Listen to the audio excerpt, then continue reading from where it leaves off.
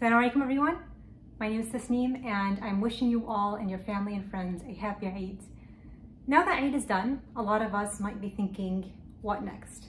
We have all of this energy. We've just spent an entire month fasting and praying and reading Quran, and it almost feels like we have endless opportunities ahead of us to really build on this momentum.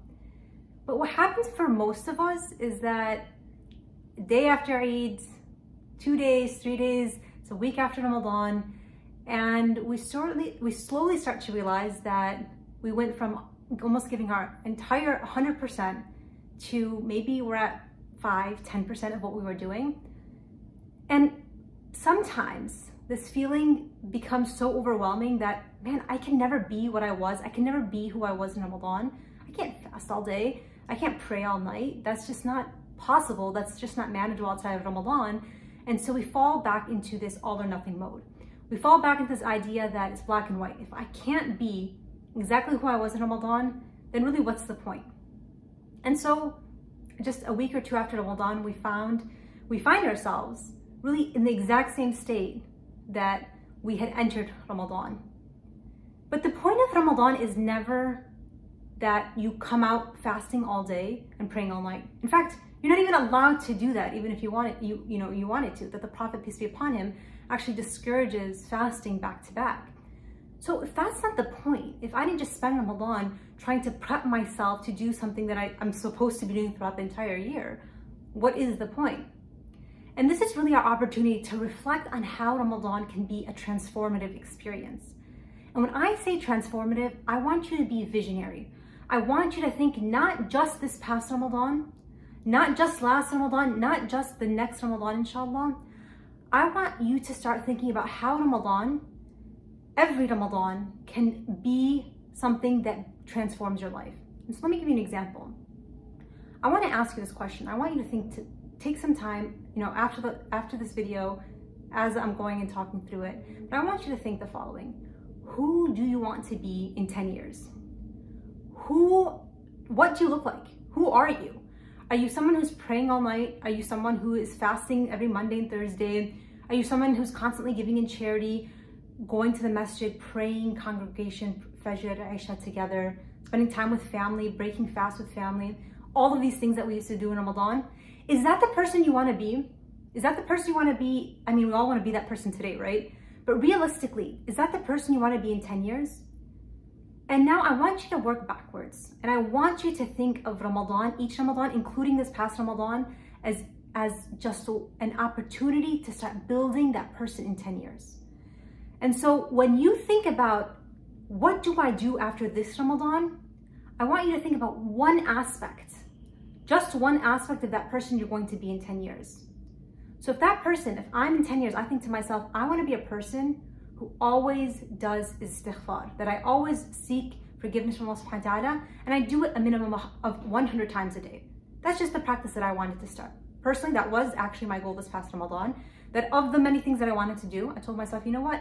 I want to make istighfar, say astaghfirullah 100 times every single night. That's a practice I want to start. Because in 10 years, that's a person I want to be. That is someone who's constantly making istighfar. So I did that this Ramadan. You know what? I did a lot of things this Ramadan. I read Quran, I fasted, things that most of us did. But I know I'm not going to be fasting that much after Ramadan. I know I'm not going to be praying Taraweeh every night. I know I'm not going to be waking up that early in advance to pray Tahajjud or do all these amazing things that I was doing. And so after Ramadan, I don't expect that of myself. But you know what I do expect? That I'm going to take that istighfar. That this Ramadan, that was my goal. That one little thing that takes me just a few minutes every night, that is what I am going to continue after Ramadan this year. And no matter how hard things get, no matter how much I want to go back to that Ramadan vibe, I'm going to push myself. A lot of nights I'm going to want to recreate that sensation. I'm going to get up and pray. I'm going to fast. I'm going to do, all the other things that I was doing in Ramadan.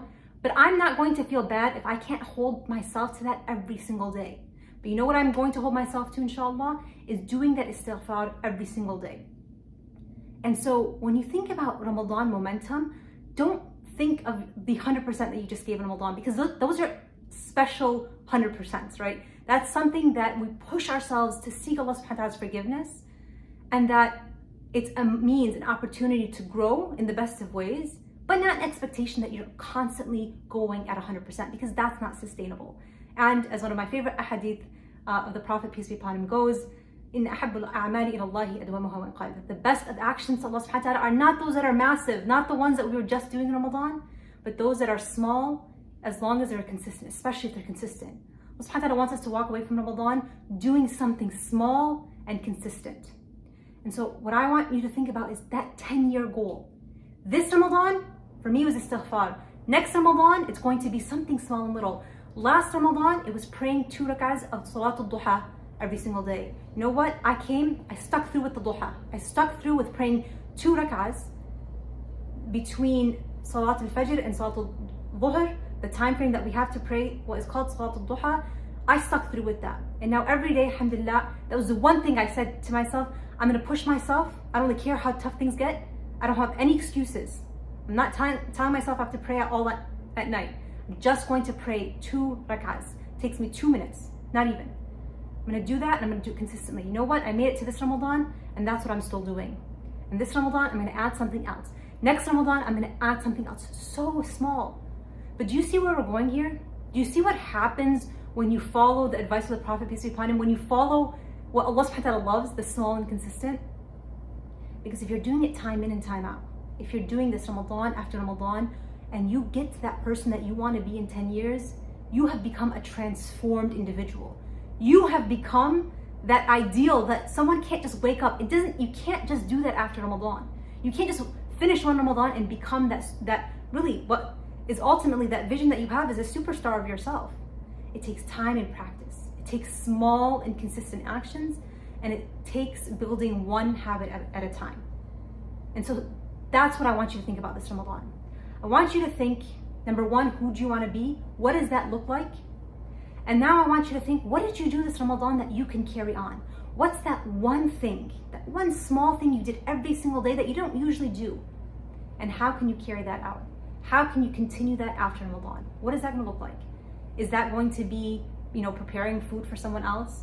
Is it going to be, I'm going to fast 1 day a month? Is it going to be, I prayed Salatul Witr, I prayed, 2 rak'ahs after Isha? What is that one small thing that you were doing in Ramadan that you don't usually do that you can now create a habit out of? And if there was nothing that you found that was small and manageable and consistent, you think to yourself, well, everything I was doing was massive. I was praying 20 rak'ahs a night. I was reading 20 pages of Quran every single day. And that none of that is manageable, I want you to use the 10% rule.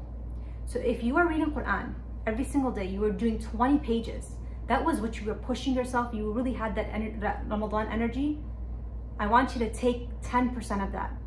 And I want you to think, I can read 2 pages of Quran every single day. If I was able to read 20 pages and push myself, that was my 100%, then maybe I can carry on the habit that I want to start is 2 pages.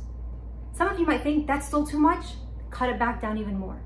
What can you do that's manageable? What can you do that's consistent? Don't think about anybody else. Think about yourself. What does that look like? And go from there. And if you think to yourself, that's way too little, I can do so much more, don't do it. Start with 2 pages a day.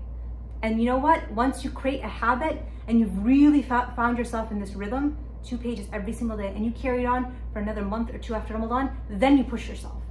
Bump it up to 4, bump it up to 5, and continue to build on that habit. But what you need to know, what you want to keep in mind is by next Ramadan, those 2 pages, I don't care if there were some days that I read 20 pages, I don't care if there were some days that I read 100, you want to make sure you maintain that minimum of 2 pages. It's all about the small actions that are consistent. Think about who you want to be this Ramadan. Think about who you want to be 10 years from now. And once you start to think about it in this way, this gradual momentum, it gives you so much energy, it gives you so much excitement that, you know what?